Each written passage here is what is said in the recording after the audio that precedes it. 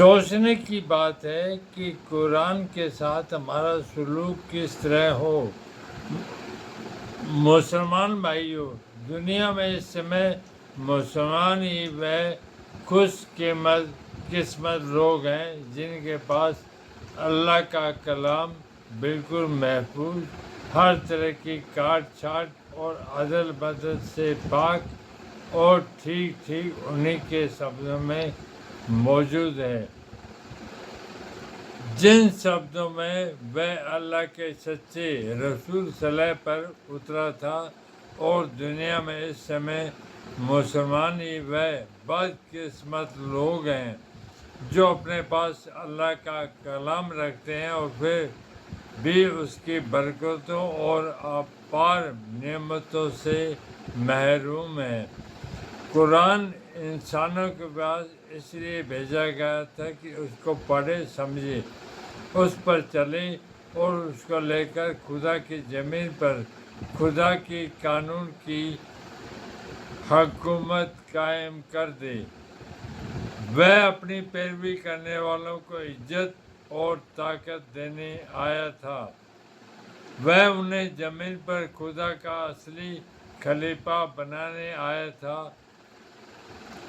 اور اتہاس گواہ ہے کہ جب انہوں نے اس کی ہدایت پر عمل کیا تو اس نے دنیا کا امام اور پیشوا بنا کر بھی دکھا دیا، مگر اب ان کے یہاں اس کا پریوگ سوا اس کے کچھ بھی نہیں رہا کہ اس کو گھر میں رکھ کر جن اور بھوت بھگائے، اس کی آیتوں کو لکھ کر گلے میں باندھے اور گھول کر پیے اور پلائے، صرف ثواب کے لیے بے سمجھے بوجھے پڑھ لیا کریں۔ اب یہ اس سے اپنی زندگی کے معاملوں میں ہدایت نہیں مانگتے، یہ اس سے نہیں پوچھتے کہ ہمارے عقیدے کیا ہونے چاہیے، ہمارے عمل کیا ہونے چاہیے، ہمارے اخلاق کیسے ہونے چاہیے، ہم لین دین کس طرح کریں، دوستی یا دشمنی میں کس قانون کی پابندی کریں، خدا کے بندوں کے اور خود اپنے نفس کے حق ہم پر کیا ہیں اور انہیں ہم کس طرح ادا کریں، ہمارے لیے حق کیا ہے اور باطل کیا ہے، اطاعت و فرمانداری ہمیں کس کی کرنی چاہیے اور نافرمانی کس کی، تعلق کس سے رکھنا چاہیے اور کس سے نہ رکھنا چاہیے، ہمارا دوست کون ہے اور دشمن کون ہے، ہمارے لیے عزت سلامتی اور نفع کس چیز میں ہے اور ذلت نامرادی اور نقصان کس چیز میں ہے۔ یہ ساری باتیں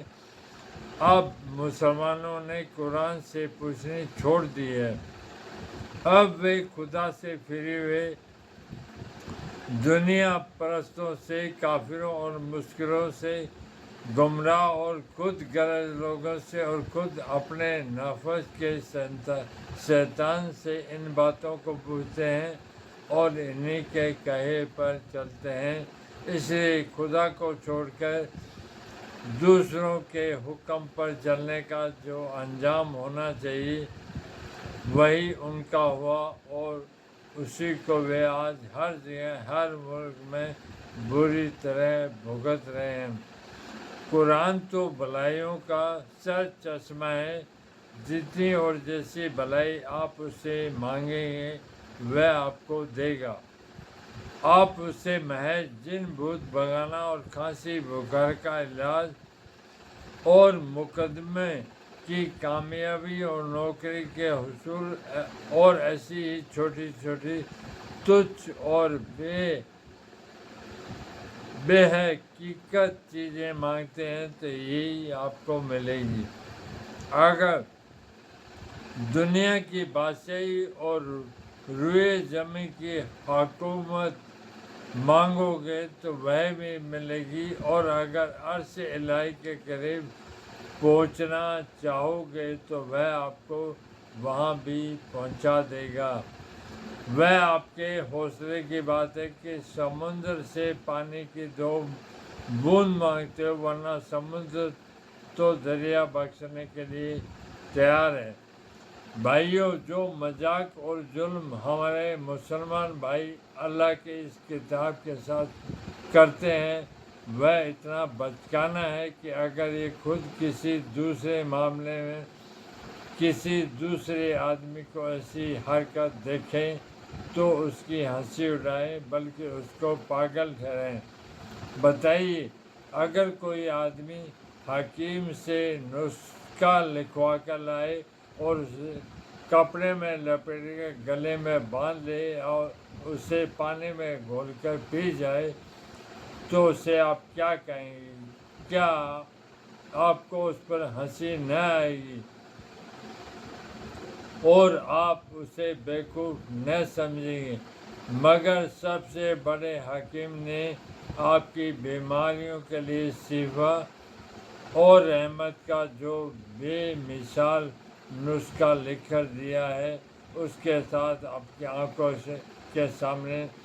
رات دن یہی سلوک ہو رہا ہے، اور کسی کو اس پر ہنسی نہیں آتی۔ کوئی نہیں سوچتا نسخہ گلے میں لٹکانے اور گھول کر پینے کی چیز نہیں، بلکہ اس لیے ہوتا ہے کہ اس کی ہدایت کے مطابق دوا استعمال کی جائے۔